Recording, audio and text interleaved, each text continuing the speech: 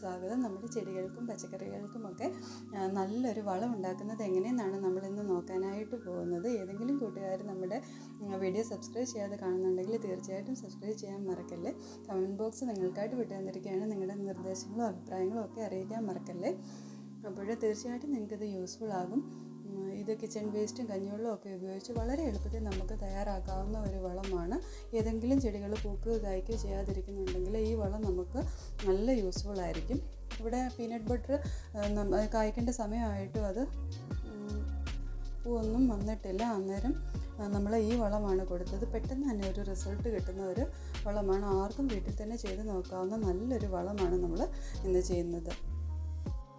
വളം ഒഴിക്കുമ്പോൾ ശ്രദ്ധിക്കേണ്ട കാര്യങ്ങളൊക്കെ പറയുന്നുണ്ട്. അതുകൊണ്ട് മുഴുവൻ കേട്ടിട്ട് മാത്രമേ നമ്മളിത് ചെടികൾക്കൊക്കെ കൊടുക്കാവുള്ളൂ.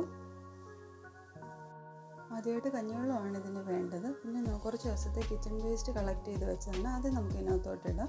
പിന്നെ ഓരോ ദിവസവും കിട്ടുന്ന അനുസരിച്ച് നമുക്ക് ഇതിനകത്തോട്ട് ഇട്ട് വയ്ക്കാം. അപ്പോൾ നമ്മുടെ കിച്ചൺ വേസ്റ്റ് എല്ലാം നമുക്ക് മാനേജ് ചെയ്യാനും പറ്റും. പിന്നെ ഓരോ ദിവസവും ഇത് നമ്മൾ ഒന്ന് ഇളക്കി കൊടുക്കണം. ഇളക്കി കൊടുത്തതിന് ശേഷം നമുക്ക് മൂടി വയ്ക്കാം. അപ്പം ഒരാഴ്ച ആയതാണ്. ഇപ്പം നന്നായിട്ട് ചീഞ്ഞ് വന്നിട്ടുണ്ട്. അപ്പം ഇതിൻ്റെ നമുക്കിത് അരിച്ച് എടുക്കാം, അല്ലെങ്കിൽ ഇതുപോലെ കോരിയിട്ട് പച്ചക്കറിയൊന്നും ഇല്ലാത്ത രീതിയിൽ എടുക്കാവുന്നതാണ്. ഇത് ഞാൻ എളുപ്പത്തിന് വേണ്ടി ഇങ്ങനെ ചെയ്യുന്നതേ ഉള്ളൂ. ചെടികൾക്ക് കൊടുക്കേണ്ട അനുസരിച്ച് നമ്മൾ വേറൊരു ബക്കറ്റിലോട്ട് ഇത് എടുക്കുക. എന്നിട്ട് അതിൻ്റെ കൂടെ 4 ഇരട്ടി വെള്ളം ചേർത്ത് മാത്രമേ നമ്മൾ ചെടികൾക്ക് കൊടുക്കാൻ പറ്റത്തുള്ളൂ. പെട്ടെന്ന് തന്നെ ഒരു റിസൾട്ട് കാണുന്നതാണ്. അതുപോലെ തന്നെ ചൂടുകാലം ആയതുകൊണ്ട് പ്രത്യേകം ശ്രദ്ധിക്കണം. ഒരു 6:30 ആകുമ്പോഴത്തേക്കും നമ്മുടെ ഒരു തണുത്ത ഒരു അന്തരീക്ഷം വരുമല്ലോ വൈകിട്ട്.